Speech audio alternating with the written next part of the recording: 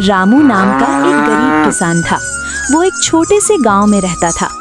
गांव चारों तरफ खेतों और कच्चे रास्तों से घिरा हुआ था। रामू का घर मिट्टी का बना था, जिसकी छत से बरसात में पानी टपकता था। उसके परिवार में उसकी बूढ़ी माँ, पत्नी सीता और 2 छोटे बच्चे थे। रामू के पास बहुत ज्यादा जमीन नहीं थी, बस एक छोटा सा खेत था जो उसके पिता ने उसे विरासत में दिया था। उसी खेत से रामू अपने पूरे परिवार का गुजारा करता था। हर दिन रामू सुबह अंधेरा रहते ही उठ जाता। माँ ने आवाज लगाई, बेटा रामू, खेत जाने से पहले थोड़ा चाय पी ले। रामू मुस्कुराकर कहता है, अरे माँ, फसल अच्छी होगी तो सब ठीक हो जाएगा। वो अपनी पुरानी कुदाल उठाता है और खेत की ओर चल पड़ता है। रास्ते में वो देखता है कि कुछ किसान शहर जाने की बातें कर रहे हैं। अरे भाई, मैं तो चला शहर। इस बार फसल भी अच्छी नहीं हुई, कब तक इसके भरोसे बैठेंगे? हमें भी तो अपने परिवार का पेट भरना है। कोई मजदूरी करने जा रहा था तो कोई खेती छोड़ चुका था।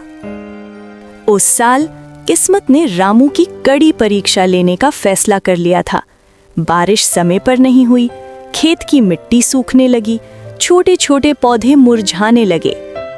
रामू रोज भगवान से प्रार्थना करता, हे भगवान, बस इतनी बारिश कर दे कि फसल बच जाए। लेकिन दिन बीतते गए, आसमान साफ ही रहा। गांव के लोग रामू से कहते, अरे कैसा पागल है, मानने को तैयार ही नहीं है। अब खेती छोड़ दे, इससे कुछ नहीं होगा। पर रामू का दिल नहीं मानता था। उसने सोचा, अगर आज हार मान ली तो मेरे बच्चों का भविष्य क्या होगा? गांव के पास एक पुराना तालाब था जो लगभग सूख चुका था। रामू ने तय किया कि चाहे जितनी मेहनत लगे, वो वहीं से पानी लाकर खेत को बचाने की कोशिश करेगा। हर दिन वो बाल्टी में पानी भरकर खेत तक लाता। उसके हाथों में छाले पड़ गए, कंधे दर्द से टूटने लगे, लेकिन उसने काम नहीं छोड़ा। लोग उस पर हंसते, अरे पागल फिर से आ गया, देखो भाई देखो ये पागल।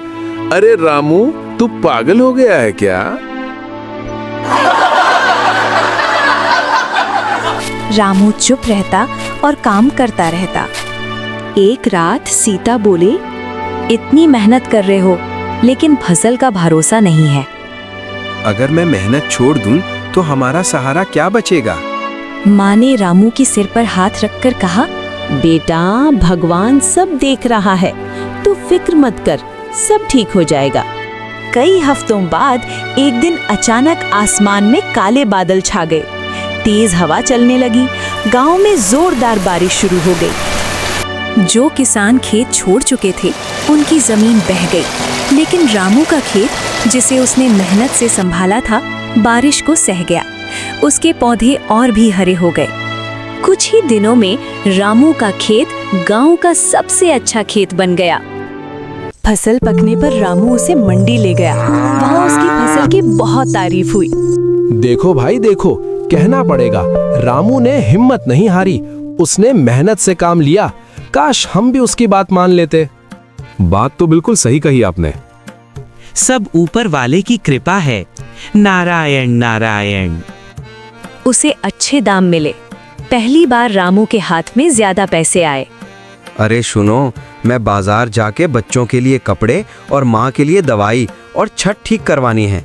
बारिश का पानी टपकता है, इसके लिए बाजार जा रहा हूँ। और हाँ, तुम्हें कुछ लाना है? नहीं जी, मुझे कुछ नहीं लाना, तुम जल्दी से वापस आ जाना। ठीक है। उतना कह के रामू बाजार के लिए निकल गया। रामू ने पहले डॉक्टर से दवाई ली, फिर कपड़ों की दुकान से कपड़े लिए और छत के लिए सामान लिया। रामू फिर घर के लिए निकलता है। रामू ने घर की छत ठीक करवाई, बच्चों के कपड़े और माँ की दवाई सीता के हाथ में दी। अगली सुबह गांव वाले रामू के घर आए। रामू भाई, हमें माफ कर दो, हमने आपको बहुत सताया। आप बिल्कुल सही कहते थे, मेहनत करने से सब होगा। अरे कोई बात नहीं मेरे भाई, लेकिन इतना याद रखना, मेहनत और धैर्य कभी धोखा नहीं देते।